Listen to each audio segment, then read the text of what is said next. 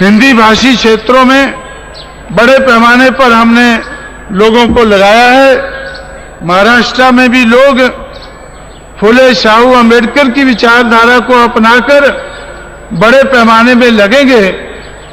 तो ये बात कहने के लिए मैं बॉम्बे भी आया था, आज के दिन नागपुर में आया हूं और मई के महीने में महाराष्ट्र में जगह जगह मैं घूमने वाला हूं।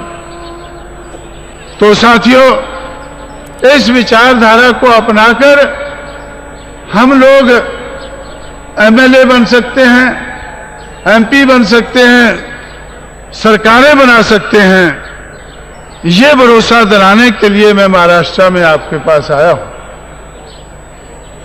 हम ये काम कर सकते हैं और हमारा मुख्य लक्ष्य तो सामाजिक परिवर्तन और आर्थिक मुक्ति का है, लेकिन सामाजिक परिवर्तन लाने से पहले हमें राजनीतिक परिवर्तन, जो मुझे बहुत आसान नजर आता है, वो लाना होगा।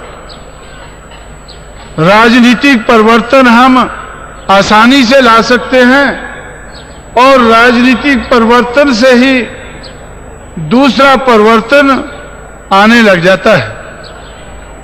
जब मैं 1977-78 में नॉर्थ इंडिया में गया था तो बाबा साहब अंबेडकर को बहुत से लोग गलत नजर से देखते थे और बहुत से लोग कहते थे कि ये तो अंग्रेजों के दलाल थे, और खास करके जो ऊंची जाति के लोग हैं वो नीची जाति के लोगों से कहलाते थे, अरे छोड़ो अंबेडकर को, वो तो अंग्रेजों के दलाल थे, देशद्रोही थे।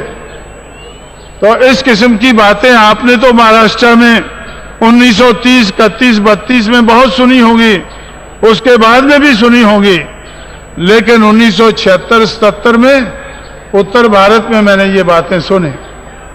लेकिन जब हम लोगों ने इस विचारधारा पर अपने लोगों को तैयार करना शुरू कर दिया तो परिवर्तन होने लगा।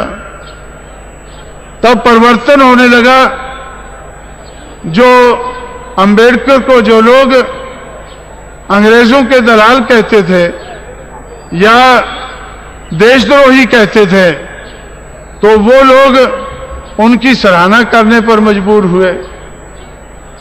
बहुत सी पार्टियां सराहना करने पर मजबूर हुई और आपने देखा होगा कि 1990 तक हम लोगों के संघर्ष के कारण इतना परिवर्तन हुआ उधर कि 1989 में, 1990 से एक साल पहले 14 अप्रैल को कांग्रेस पार्टी, जिसकी यूपी में सरकार थी, महाराष्ट्र में थी और दिल्ली में थी, उस कांग्रेस पार्टी को मजबूर होकर बाबा साहब अंबेडकर यूनिवर्सिटी का इनॉग्रेशन, उद्घाटन करना पड़ा 14 अप्रैल 89 को लखनऊ, उत्तर प्रदेश की राजधानी में।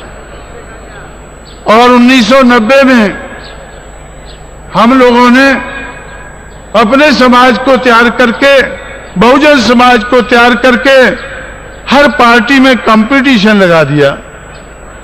बाबा साहब की सराहना करने के लिए जो लोग, जो ब्राह्मणवादी समाज बाबा साहब की निंदा करता था, वो बाबा साहब की सराहना करने के लिए उनमें कंपटीशन लग गया। अगर 89 में, 14 अप्रैल 89 में अगर कांग्रेस के प्रेसिडेंट राजीव गांधी ने और एनडी तिवारी ने, जो उधर के मुख्यमंत्री थे, अगर 14 अप्रैल को उत्तर प्रदेश की राजधानी लखनऊ में अंबेडकर यूनिवर्सिटी का इनॉग्रेशन किया, तो उसके साल बाद श्री वीपी सिंह ने बाबा साहब अंबेडकर को भारत रत्न का सरकार ने खिताब दिया। तो जिस हमारे बाबा साहब को, जिसको वो देशद्रोही कहते थे, उसको वो भारत रत्न कहने पर मजबूर हुए। ये परिवर्तन क्यों आया? जब हम लोगों ने उनकी विचारधारा को अपनाकर उन लोगों की कुर्सी को हिलाना शुरू किया। ये परिवर्तन क्यों आया? जब हम लोगों ने उन लोगों की कुर्सी को हिलाना शुरू किया और उनको लगा कि ये बाबा साहब को मानने वाले लोग, हम इनको बहुत कुछ देने के लिए तैयार हैं, लेकिन फिर भी हमसे टूटते जा रहे हैं। आखिर ये क्या चाहते हैं? आखिर ये क्या चाहते हैं?